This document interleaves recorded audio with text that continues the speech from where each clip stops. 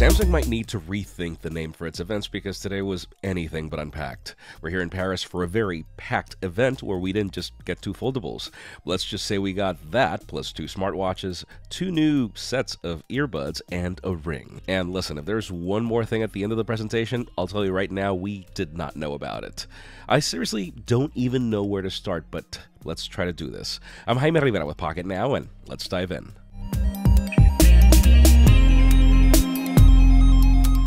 Apologies for the audio-only video, guys. I am still struggling with a lot of allergies. Let's begin with the buds because I know what you're thinking. I've seen this before. Yes, it's hard to deny that they look very similar to what another company has done for years. Sure, not too happy about the loss in originality, but to be honest, I wasn't really a fan of the previous capacitive design that you could tap by accident all the time. The blades on this new design, because yes, Samsung doesn't call them stems, provides the functionality of pressure controls and swipes for volume. The pros have tips while the regulars don't.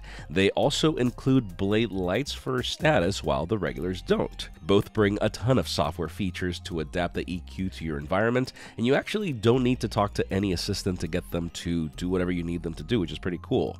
They come in 2 color options, silver and white, and are priced at $180 and $250. They also look pretty futuristic in this interesting approach to a case. I'm not gonna lie, I'm actually looking forward to them. Now, as for smartwatches, obviously the Galaxy Watch 7 is as iterative as it gets. Same 40 and 40mm size options, same starting price, and sure, some better looking band options for those who want to go minimal. What's important is the new 3nm Exynos W1000 chip powering the show, and that you now have 2 gigs of RAM and 32 gigs of storage. Now, the real story is the Galaxy Watch Ultra. Call it similar to another Ultra all you want, but this watch is so much more than that. I love this new pillowed case with a circular watch face, though yeah, this is the one watch that needed a rotating bezel, and we don't have one here, and sure, you get a 3rd button, but even that one is not a rotating crown.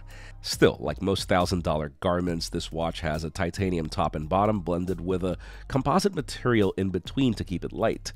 It brings the same processor, RAM, and storage as the regular variant, but here we have dual-band GPS, a completely new bioactive sensor that promises more accuracy, and then all of the certifications like IP68, MilSpec 810H, Ocean Swimming certification, and more. Yes, there are new lugs for this watch, which I do like, but also worry me depending on how the third-party market will support this watch, as opposed to how they do on the Apple Watch, for example. This is a pretty odd move from the company, though the regular Watch 7 supports standard lugs we've been accustomed to. I think the bigger story is that the company is adopting an energy score which predicts how you should feel based on a ton of factors, and the fact that sleep apnea is FDA certified. It comes in 3 colors, titanium silver, titanium gray, and titanium white, and starts at $650. Also, this then ties into the features you get with the Galaxy Ring, which we also got to see and got fitted for. It still follows on the concave design we saw at MWC, but it's actually much lighter and matte now. Actually, only the gold color remains shiny. It's got a couple of design elements that make it unique. I love the case the company provides with it, making it harder to lose, but also charges the ring like a battery pack. It then brings 9 size options with a battery depending on the size, along with the weight. It has IP68 protection, the battery can also last up to 7 days, and more of the software benefits of having the ring and the watch are teased, but then again, we'll have to wait for our full review to tell you more about that. But fine, let's talk about the foldables, and sure, I wouldn't blame you for thinking they look a lot like last year, but can I just say the visual hardware refinements are pretty striking.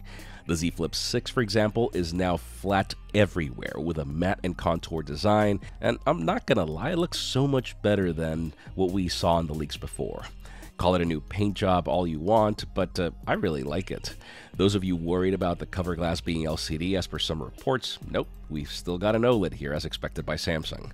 The company has then enhanced what the outer screen can do now with multiple widgets on the screen, or how it can adapt to the weather and location. Now, the display sizes haven't really changed at all, but what did change is new layers to the inner display to reduce the creasing and improve durability. The new dual rail hinge also has better shock absorption if you drop the phone as well.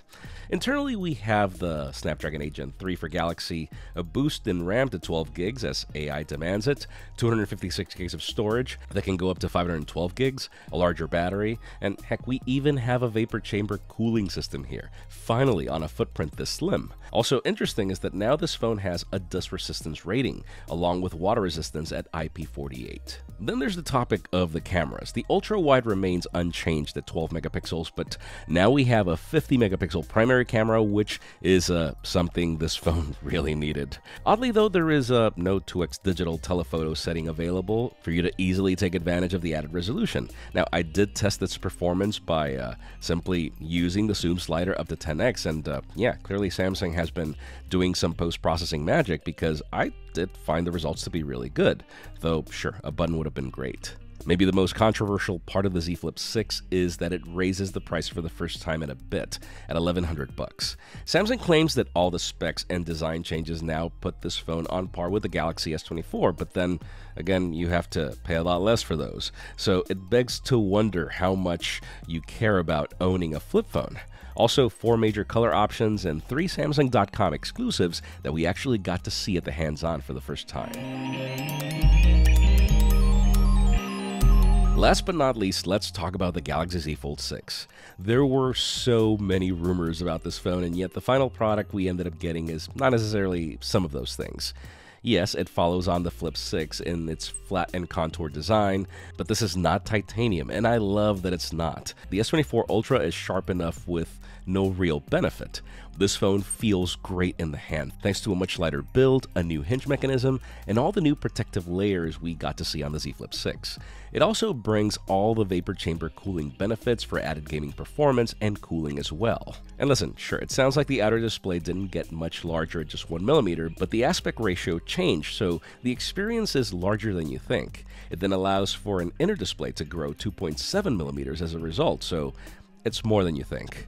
Internally, we have the Snapdragon 8 Gen 3 for Galaxy, 12 gigs of RAM, 3 storage options from 256 to 1 terabyte, the battery size we've come to know, all the latest forms of connectivity, and that IP48 water and dust resistance rating, which is very welcome. Obviously, the cameras are nothing I'd say anyone should celebrate. There's an update to the ultra-wide with a 12 megapixel sensor, but then the others are pretty much the same. I do like this new darker tone for the camera rings, and I did notice a lot of benefits in post-processing, but I'll need more time to test this device and tell you if it's worth the upgrade. We even got to see a ton of the AI features like translation using the outer screen and others, but then again, it's other things that I'd rather test and tell you on a hands-on video. We just didn't have enough time. Pricing starts at the usual $18.99, which is already looking pretty bad next to some of the competitors out there. We have 3 color options and 2 Samsung.com exclusives we also got to see in the hands-on experience. To conclude, what can I say? If Samsung was looking to show us a more complete ecosystem with its Galaxy Unpacked, I'd say the company scored big time. I know the foldable story is iterative in the minds of most, and sure, the Galaxy Buds are just trying too hard to match competitors. Still, I think there are a ton of things in which the wheel doesn't really need to be reinvented. I'll admit that I like everything I saw, regardless of how it looks to others, but then again, this is only a first impressions video. Stay tuned as we've got more details in our full reviews coming very soon. Let us know if you agree with our assessment in the comments down below, and while you're at it, follow us on social media and subscribe to our channel for more videos like this one. You can also follow me on my personal handles to see me try to make this video while sick again. Please give this video a thumbs up if you like what you saw. I'm Jaime Rivera. Thanks so much for watching. We'll see you on the next one.